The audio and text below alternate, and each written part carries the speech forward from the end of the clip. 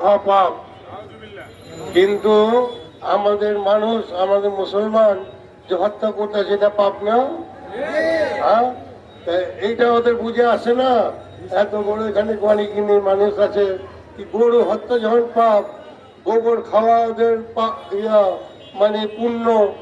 হ্যাঁ, আর মুসলমানদের হত্যা করা, মুসলমানের বাড়ি গাড়ি জ্বলা, তারপর মসজিদ ভাঙ্গা। মসজিদ কি করছে? হ্যাঁ, মসজিদ ওইটার ভিতরে বলে মন্দির ছিল।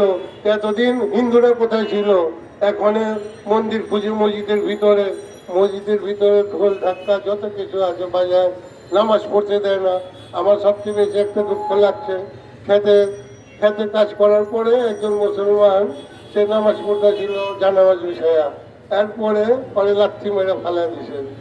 এটা এর যে দুঃখজনক আর কি হতে পারে বুঝলেন? খালি আমরা মুসলমান কাজের না, আমরা মুসলমান মানে আমাদের ইমানি দায়িত্ব কি আছে এটা দেখতে হবে। আমরা জাগ্রত হন।